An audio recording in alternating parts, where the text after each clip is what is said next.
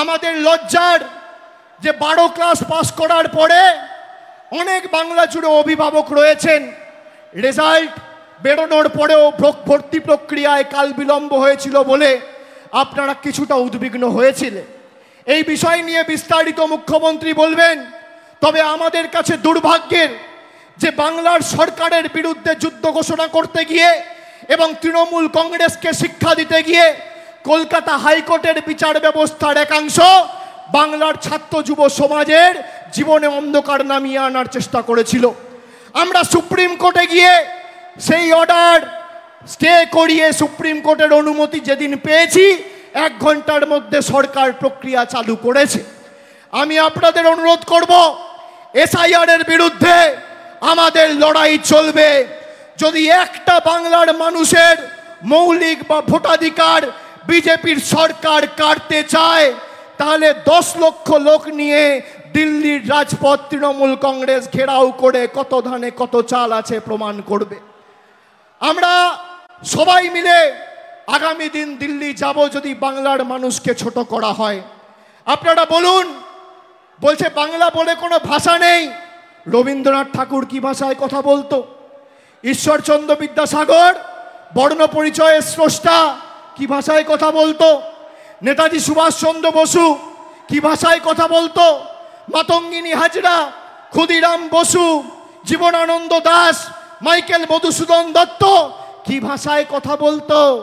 বিদ্যাসাগর না থাকলে নিজের নাম আর নিজের বাবার নামটাও লিখতে পারতেন না। যারা সই করছেন বাংলার ভারতবর্ষের স্বাধীনতা আন্দোলনের ক্ষেত্রে বাংলার অবদান অনস্বীকার্য। এই বাংলাই পথ দেখিয়েছিল ভারতবর্ষকে। আজকে সব জায়গায় বিজেপি ধমকে চমকে চোখ রাঙিয়ে প্রত্যেকটা রাজনৈতিক দলকে ঘরে ঢোকানোর পরিকল্পনা নিয়েছিল। আমাদের পেরেছে কাঁচকলা। যত ইডি সিবিআই লাগিয়েছে, তৃণমূল কংগ্রেসের কর্মীদের লড়াই করার, আন্দোলন করার মানসিকতা আরো তীব্র থেকে তীব্রতর হয়েছে। এটাই তৃণমূল কংগ্রেস। আমরা বিশুদ্ধ লোহা, যত পোড়াবে যত তাতাবে আমরা তত শক্তিশালী হব। হঠাৎ করে সংশোধন পরিবর্তন করার আইন নিয়ে চলে এলো।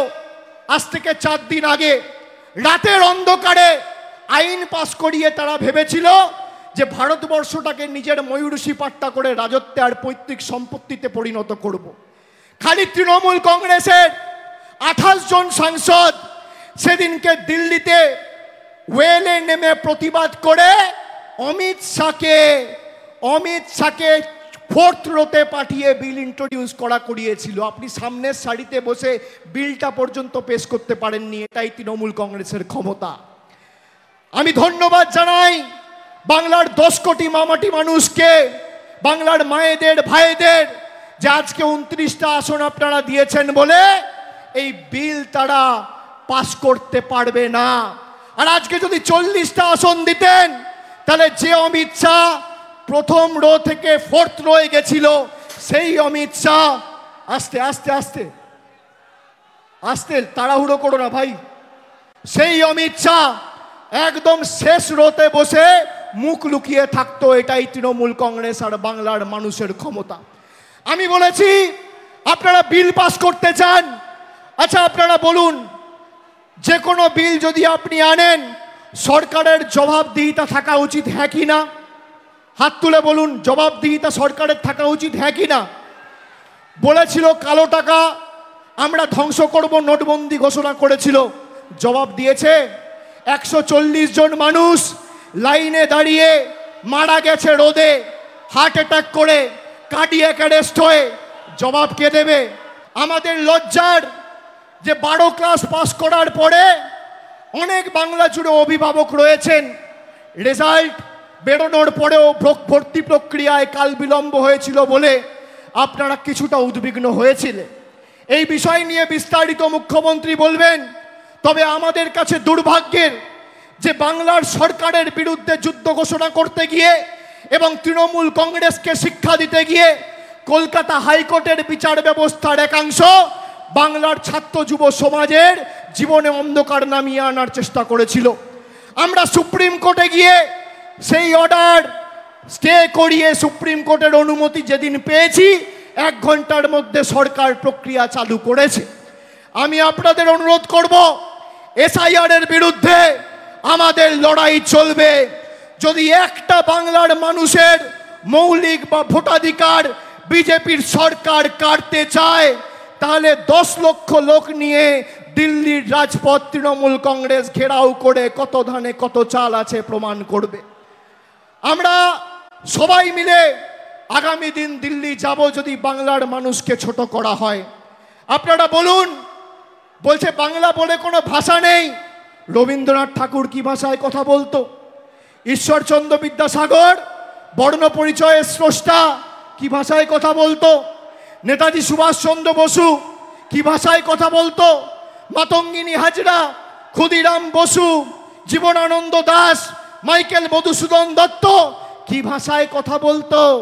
বিদ্যাসাগর না থাকলে নিজের নাম আর নিজের বাবার নামটাও লিখতে পারতেন না। যারা সই করছেন বাংলার ভারতবর্ষের স্বাধীনতা আন্দোলনের ক্ষেত্রে বাংলার অবদান অনস্বীকার্য। এই বাংলাই পথ দেখিয়েছিল ভারতবর্ষকে। আজকে সব জায়গায় বিজেপি ধমকে চমকে চোখ রাঙিয়ে প্রত্যেকটা রাজনৈতিক দলকে ঘরে ঢোকানোর পরিকল্পনা নিয়েছিল। আমাদের পেরেছে কাঁচকলা। যত ইডি সিবিআই লাগিয়েছে, তৃণমূল কংগ্রেসের কর্মীদের লড়াই করার, আন্দোলন করার মানসিকতা আরো তীব্র থেকে তীব্রতর হয়েছে। এটাই তৃণমূল কংগ্রেস। আমরা বিশুদ্ধ লোহা, যত পোড়াবে যত তাতাবে আমরা তত শক্তিশালী হব। হঠাৎ করে সংশোধন পরিবর্তন করার আইন নিয়ে চলে এলো।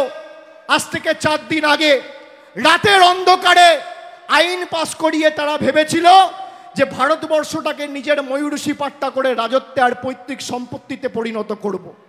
খালি তৃণমূল কংগ্রেসের 28 জন সাংসদ সেদিনকে দিল্লিতে ওয়েলে নেমে প্রতিবাদ করে অমিত শাহকে 4th রোতে পাঠিয়ে বিল ইন্ট্রোডিউস করিয়েছিল। আপনি সামনের সারিতে বসে বিলটা পর্যন্ত পেশ করতে পারেননি। এটাই তৃণমূল কংগ্রেসের ক্ষমতা। আমি ধন্যবাদ জানাই বাংলার 10 কোটি মামাটি মানুষকে, বাংলার মায়েদের ভাইদের, যে আজকে 29টা আসন আপনারা দিয়েছেন বলে এই বিল তারা পাস করতে পারবে না। আর আজকে যদি 40টা আসন দিতেন, তাহলে যে অমিত শাহ প্রথম রো থেকে 4th রোয়ে গেছিল, সেই অমিত শাহ আস্তে আস্তে আস্তে আস্তে তাড়াহুড়ো করো না ভাই, সেই অমিত শাহ একদম শেষ রোতে বসে মুখ লুকিয়ে থাকতো। এটাই তৃণমূল কংগ্রেস আর বাংলার মানুষের ক্ষমতা।